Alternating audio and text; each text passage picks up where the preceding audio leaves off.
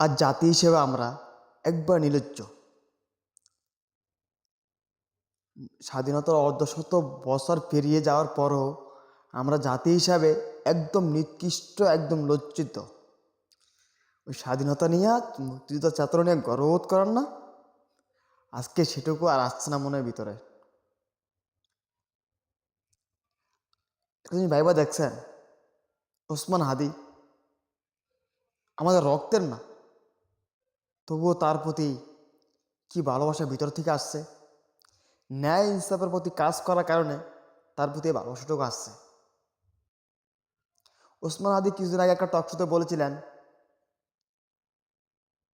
মৃত্যুর ফয়সালা জমিন হয় না, বরং আসমানে হয়। এই যে নির্ভয় একটা ছেলের প্রতি এই ডাইরেক্ট গুলিবিদ্ধ করা কতটা জঘন্য, আমরা জাতি হিসেবে কতটা জঘন্য। একটা জিনিস ভাইবা দেখছেন, যারা ভারত বিরোধী কথা বলছে তারা কেউই মনে করে না ভালো থাকতে পারে না। কি আছে ভারতের মাঝে? যে লোকটাকে এক লোক বললো যে আমার বাসার নিচে আসলে ময়লা দিব, ওই কমেন্টের রিপ্লাই সে লোকটা বললো যে আপনার বাসার ঠিকানা দিয়ে আমরা যাব, আপনি যদি ময়লা পেলেন তাহলে আপনার কাছে আপনার কিছুই বলবো না, বরং ভোট চেয়ে আসবে। সে লোকটার শত্রু থাকতে পারে? যে লোকটা ইনসাফের জন্য দিনের পর দিন কাজ করে যাচ্ছে সেই লোকটার শত্রু আছে? আমরা জাতি হিসেবে কেমন ভাই? এই দেশে সুস্থ সবল মস্তিষ্কের মানুষ, ন্যায় কথা বলা মানুষগুলো বেঁচে থাকা, ভালো থাকাটা দিনের পর দিন দায় হয়ে দাঁড়াচ্ছে। আমরা জাতি হিসেবে কতটা নির্লজ্জ, কতটা নিকৃষ্ট। একজন তরুণ আইডল, যাকে বাংলাদেশের ম্যাক্সিমাম যুবকরা আইডল মানে, নেতৃত্ব দেওয়ার ক্ষেত্রে, সততা দেওয়ার ক্ষেত্রে। ইভেন আজকে সকাল তার একটা দেখছিলাম, ভিডিও দেখছিলাম, সে এক এক ডিসেম্বর হইতে 10 ডিসেম্বর পর্যন্ত কত টাকা পাইছে, কিভাবে কিভাবে পাইছে, সবগুলো স্টেটমেন্ট সে একদম দিছে। এই লোকটা সত্য থাকতে পারে? যে লোকটা আমাদের ছয় ছয় নয় নাই।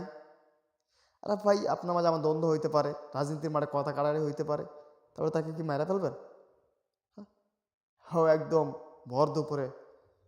চিন্তা করছেন কত ডেঞ্জারাস? জাতি হিসেবে আমরা ভয়ঙ্কর। আমাদের না গোলামি করতে ভীষণ পছন্দ, দালালি করতে ভীষণ পছন্দ। ওই ভারতে দালালি করতে করতে মানে দালালি ছাড়া, গোলামি ছাড়া আমি চলতেই পারি না। অন্যের গোলামে থাকতে রাজি, কিন্তু নিজে মাথা উঁচু হয়ে দাঁড়াবো এই জিনিসটা আমার ভিতরে আসেই না। আমার কাছে সবচেয়ে বেশি অবাক লাগে, এই জেনারেশনে আসেও কোনো নেতা সামসা পাওয়া যায়,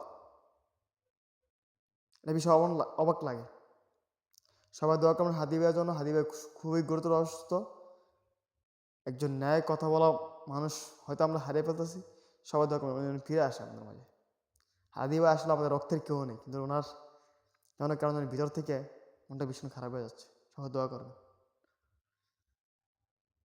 দিনের পর দিন কঠিন হয়ে যেতেছে, দেশের প্রতি ঘৃণা দিনের পর দিন বাড়তি আছে ভাই।